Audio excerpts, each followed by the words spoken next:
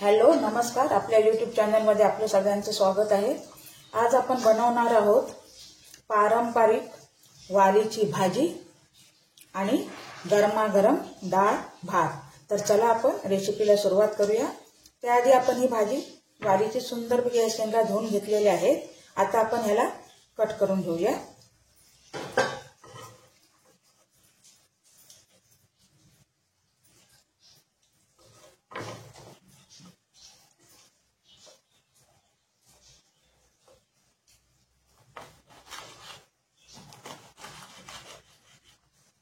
वालीच्या भाजीत भरपूर प्रमाणात प्रोटीन आणि आयर्न असतं, म्हणजे लोह।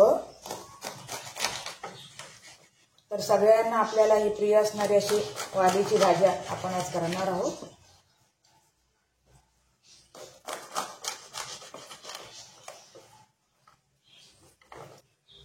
हे बघा, आपली इथे वालीची भाजी चिरून झालेली आहे। आता आपण हिला फोडणीला घालूया। त्यासाठी गॅस पेटवूया आधी।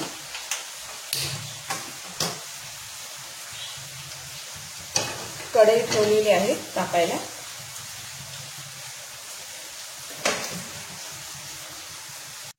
कढई तापली आहे, आपण चमचाभर तेल टाकूया।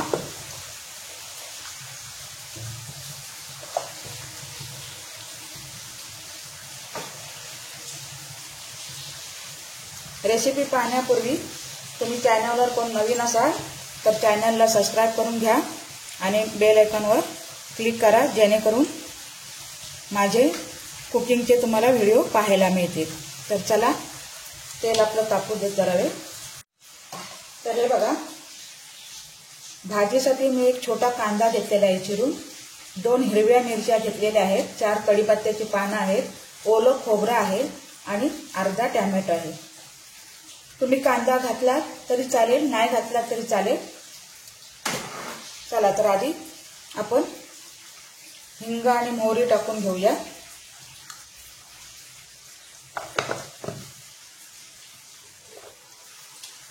इथे मोहरी तडतडलेली आहे, त्यात आपण मिरची आणि कांदा घालूया आणि कढीपत्ता।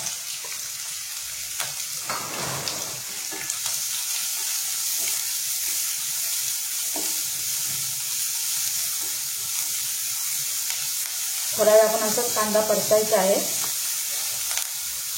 यात टाकूया आता टोमॅटो।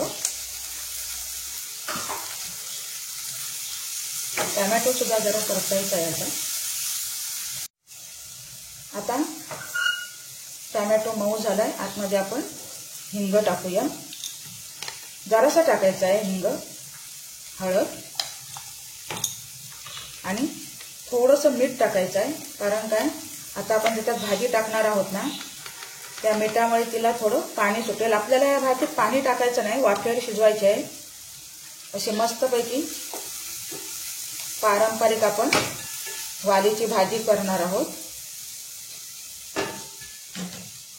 करायला एकदम सोपी आणि खायला त्याही पेक्षा सोपी। आता आपण हे परतून घेऊया। आता आपण ही व्यवस्थित परतून घेतलेली आहे। आता गॅस एकदम मंद ठेवायचा आहे आणि वरती झाकण ठेवायचं आहे आणि एक 5 मिनिटांनंतर आपण बघूया भाजीला पाणी सुटलेलं असणार आहे। चला, तर आपण बघूया आता पाणी सुटलंय काय। तर हे बघा, थोडं थोडं पाणी सुटलेलं आहे। ह्याला आपण अशीच आता थोडा वेळ ठेवणार आहोत आणि त्यावर आपण ताटात थोडंसं पाणी ठेवायचं आहे, म्हणजे ह्या भाजीला पाणी सुटेल आपोआप। मी तुम्हाला ही भाजी वेगळ्या पद्धतीने करून दाखवणार आहे। नक्की व्हिडिओ शेवटपर्यंत पहा आणि सबस्क्राइब आणि लाईक करायला विसरू नका। ह्यात मी थोडंसं खोबरेल तेल घालणार आहे। खोबरेल तेलामुळे भाजी खूप चविष्ट आणि अप्रतिम अशी लागते। तर तुम्ही नक्की घालून बघा आणि ही भाजी कशी वाटते तुम्हाला, ती नक्की रेसिपी अशी करून बघा आणि कमेंट करून मला सांगा। तर हे बघा, याच्यात थोडं थोडं पाणी सुटलेलं आहे। आता आपण गॅस बंद करूया आणि ताटात थोडंसं पाणी ठेवूया। चला, आपण बघूया थोडं पाणी सुटलंय का। हे बघा बऱ्यापैकी पाणी सुटलेलं आहे भाजीला.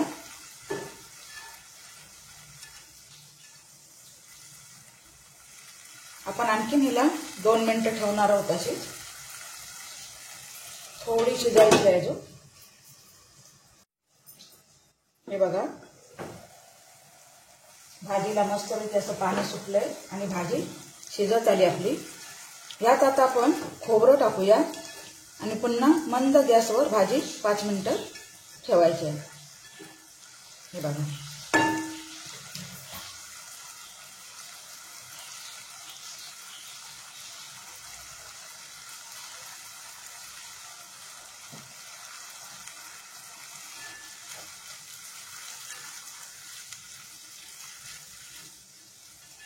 हे बघा आपली अशी भाजी खोबरं घालून परतून झालेली आहे. आता हिला अशीच 1-2-3 मिनिटं ठेवूया वाफेवर. आणि आता पण पाणी ठेवायचं नाही. हे मी वरचं कढईचं झाकण लावलंय.